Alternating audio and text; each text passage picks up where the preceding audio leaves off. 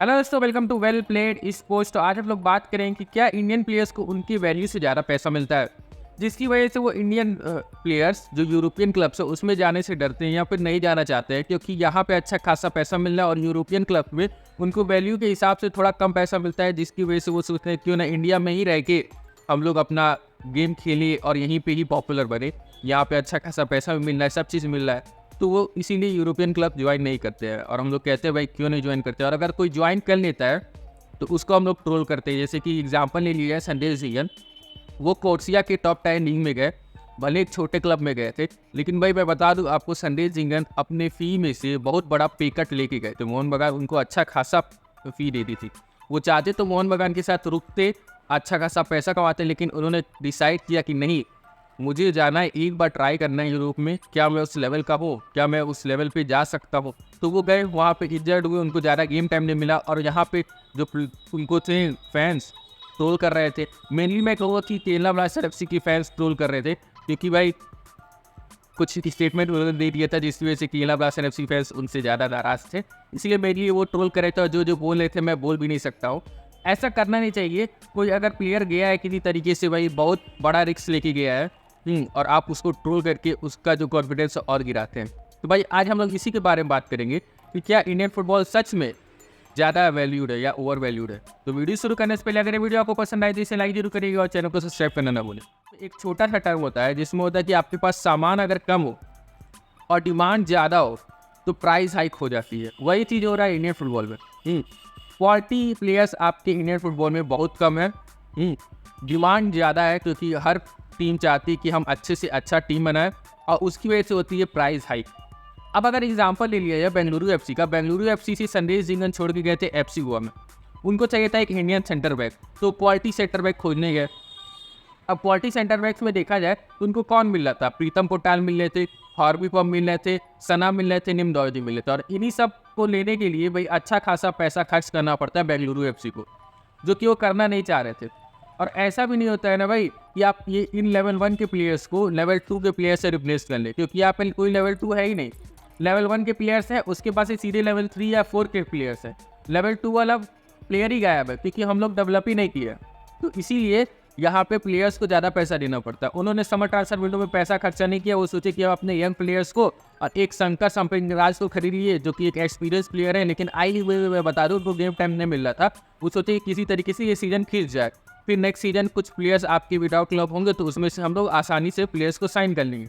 लेकिन क्या हुआ कि भाई उनकी जो टीम है वो पूरी तरीके से ख़राब हो गई। कोई भी अच्छे से सेटअप नहीं हो पाई, एक प्लेइंग 11 उनकी अच्छे से नहीं बन पाई इसकी वजह से, क्योंकि अब भाई इंडियन प्लेयर्स को आपको अटैक में डालना पड़ जा रहा था, जिसकी वजह से आपका जो गोल स्कोरिंग वाला जो एरिया है वो कमज़ोर हो जा रहा था।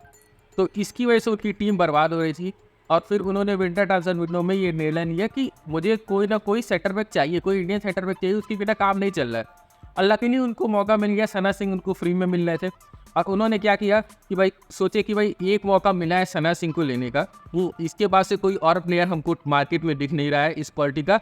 आप इसके ऊपर जितना हो सके पैसा खर्चा करके ऐसा डिसाइड कर लो कि भाई ये मेरे ही टीम में है, किसी और टीम में जाने का सोचे भी नहीं। तो वो थोड़ा ज़्यादा पैसा दिए, अच्छा खासा डील दिए 5 साल का, और उनको साइन कर लिए। अब देखिए यहाँ प्राइस बढ़ी ना, तो बढ़ी क्यों? क्योंकि उनके पास सेंटर बैक्स के ऑप्शन नहीं थे। अगर उनके पास क्वालिटी प्लेयर्स के ऑप्शंस होते तो वो इतना ज़्यादा प्राइस एक प्लेयर पे खर्चा नहीं करते, वो दूसरा तीसरा चौथा देखते। लेकिन ऐसा होता नहीं है ना भाई यहाँ पे, और ऐसा इसलिए नहीं होता है क्योंकि हम लोग का जो प्रॉपर लीग सिस्टम है, ग्रास रूट सिस्टम है ही नहीं। आपके अंडर 23, अंडर 21, अंडर 19, अंडर 17 ये सभी लीग्स चलेंगी, तब आपको पता चलेगा कि कौन सा यूथ प्लेयर है जिसके पास पोटेंशियल है, जिसके पास पोटेंशियल नहीं है। होता क्या है, यूथ प्लेयर्स को टीम साइन तो कर लेती है, लेकिन रिजर्व लीग जब तक नहीं आई थी, RFDL नहीं आई थी, तब तक भाई कितने यूथ प्लेयर्स को चांस मिल रहा था खेलने का।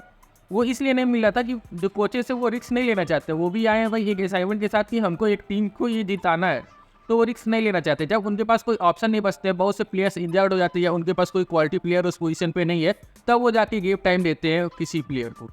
तो यहाँ पे ये प्रॉब्लम आ रही थी। अब अगर मोहन बगान का एग्जाम्पल ले लें, RFDL लास्ट सीजन हुआ, मोहन बगान कैसे भी टीम बना के लेके आई, लेकिन बना के लेके आई RFDL में अकेली। अभिषेक रघुवंशी उनके साथ बहुत सालों से जुड़े, 2-3 साल से जुड़े, लेकिन उनको इस साल ही टाइम क्यों मिला? क्योंकि वो पिछले सीजन RFDL खेले, CFL खेले, तो उससे क्या हुआ, उनको पता चला कि भाई अभिषेक रघुवंशी जैसा जो प्लेयर है उनके पास, उसके पास वही पोटेंशियल है मेन टीम में आने का। तो उनको मेन टीम में जगह मिला, टाइम मिला, और उसकी वजह से क्या हुआ कि देखने को मिला कि उनको एक अच्छा डिफेंसिव मिडफील्डर मिल गया। इसी तरीके से देखिए RFDL का फ़ायदा ये हुआ कि उनको दीपेंदु बिस्वा मिल गए, उनको आपके अमनदीप मिल गए, सुहेल भट्ट मिल गए। तो अब उनको क्या होगा कि जो इंडियन सेंटर बैक्स हैं उनके पीछे नहीं जाना पड़े, क्योंकि उनके पास दीपेंदु बिस्वा, राज बासवार जैसे 2 अच्छे यंग सेंटर बैक्स हैं। डिफेंसिव मिडफील्डर के पीछे नहीं जाना पड़े, क्योंकि अभिषेक वहाँ पे अच्छा खासा खेल रहे हैं। हाँ, और लेफ्ट बैक पे उतना ज़्यादा नज़र नहीं डालना पड़ेगा, क्योंकि अमनदीप जैसा प्लेयर है उनके पास। तो भाई यहाँ पे मोहन बगान पे ये फ़ायदा हुआ RFDL से। अब सोचिए यही लीग 6 या 7 महीने का लीग हो और हर लेवल पे चले, अंडर 23, अंडर 21, अंडर 17, अंडर 19, ये सब चले, तो कितने जो क्लब्स है वो पैसा खर्चा करेंगे। पैसा खर्चा कौन करना चाहता है भाई? तो सीधी सी बात है भाई, जब तक हम लोग को प्रॉपर लीग स्ट्रक्चर नहीं बनेगा तब तक कुछ नहीं होगा। अगर आप एग्जांपल ले लें उज्बेकिस्तान का और इंडिया का एग्जांपल ले लें, वहाँ से प्लेयर्स से कंपेयर करेंगे तो क्वालिटी में प्लेयर्स से बहुत डिफरेंस है, और पैसे में देखेंगे तो इंडियन प्लेयर्स का पैसा बहुत ज़्यादा है। आप कहेंगे भाई ऐसा क्यों है? ऐसा इसलिए ना कि उज्बेकिस्तान में देखेंगे जब, तो वहाँ पे अच्छा खासा यूथ लीग चलता है। हर टीम का team A, team B, team C, team D ऐसे रहता है जैसे स्पेन में होता है। तो वहाँ पे जो टैलेंट पूल है बहुत ज़्यादा है, उसमें से उनको सेलेक्ट करना रहता है, कहीं ना कहीं से प्लेयर आ जाता है। यहाँ पे क्या टैलेंट पूल बहुत ही छोटा है, उसमें से ही जो आपके 12 क्लब्स है प्लेयर्स खरीदना है। अगर आप नहीं खरीदेंगे तो किसी ना किसी डिपार्टमेंट में आप स्ट्रगल करेंगे, तो इसी वजह से प्राइस हाइक होता है। और अगर ये चीज़ सही हो जाए, आपका एक सेटअप बन जाए, तो प्राइस हाइक नहीं होगा। भाई फुटबॉल इंडिया में लॉस मेकिंग बिजनेस की तरह है, और कोई यहाँ पे पैसा फंसाना नहीं चाहता है कि हम पैसा फंसा दें और हमारा लॉस होते रहे। कम पैसे में अगर अच्छा रिजल्ट निकल रहा है तो वो निकालना चाहेंगे, बट ऐसा हो नहीं पाता है। तो इसीलिए भाई यहाँ पे प्राइस हाइक होता है। और एक और चीज़ मैं कहूँगा कि चलो भाई प्राइस हाइक है, लेकिन कम से कम प्लेयर्स को पैसा तो मिल रहा है। भाई आई लीग जब आपका डाउनफॉल पे था, जब ISL आपका स्टार्ट नहीं हुआ था, तब मैं बहुत सी स्टोरी सुना था कि क्या होता था ना कि अगर आप पॉपुलर प्लेयर नहीं है या यंग प्लेयर हैं अभी, जिनको ज़्यादा कोई लोग जानते नहीं है, अगर उनको इंजरी आ गई, समझ लीजिए आपको एक ACL इंजरी आ गई, तो फिर जानते हैं क्लब क्या करेगा, आपको कुछ पैसा देगा, आपके ऊपर प्रेशर बनाएगा और आपका कॉन्ट्रैक्ट टर्मिनेट करके आपको बाहर निकाल देगा।